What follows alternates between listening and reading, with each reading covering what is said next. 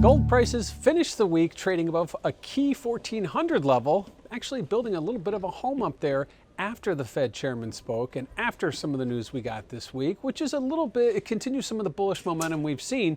But let's not forget, gold spent much of the beginning of the year trading sideways, and it wasn't until end of May, early June, when we saw that big gold move. And actually, since that late May, early June move, gold has actually outperformed the equity markets, which are right now trading on all-time highs. So we do have a bit of a move, a quick move that we've seen, but gold still has some catching up to do if this new Fed policy, if this easier Fed policy is here to stay, and if the Fed is going to be more active in perhaps making things a little bit easier in monetary terms speak. So I think right now it's sort of a waiting game as we consolidate just above 1400 as to whether we're going to take that next leap.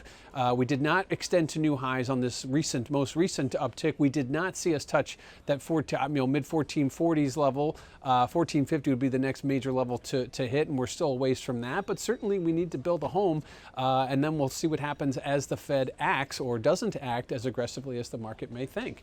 And if you look at the dollar's been kind of a mixed trade. Obviously, it's been showing strength against many currencies, but as the Fed comes in and starts to get more dovish, the dollar has really gotten hit. And this week it saw a brief uptick after Powell spoke and talked about policy when we had some stronger inflation data. However, it ended the week on the lows, and that is one of the reasons why I think gold was able to hold above 1400 heading into Friday's close, because of the fact that the dollar was so weak. It was more adding to gold, the gold bid, than it was anything else. Gold and the dollar have disconnected its trade and come back and disconnected again, and right now it seems to be they're back on track, a low dollar propelling gold prices higher. And lastly, let's look at the positioning. Positioning and speculators, they remain long. They're as long, as of last week's numbers, they were as long as they've been since September of 2018.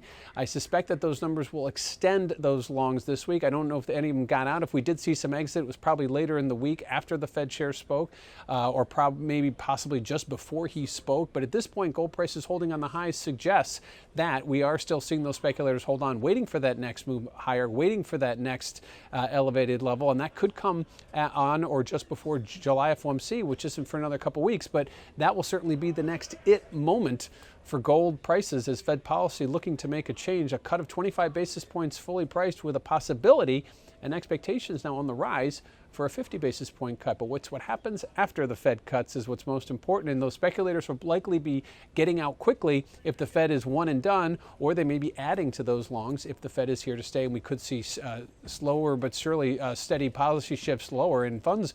That would get more longs to jump on the bandwagon. So at this point, gold ending the week on the highs with a bullish momentum, but look out, things could change very quickly over the next couple of weeks as July FOMC is right around the corner and the next moment for the gold market and for the credit markets.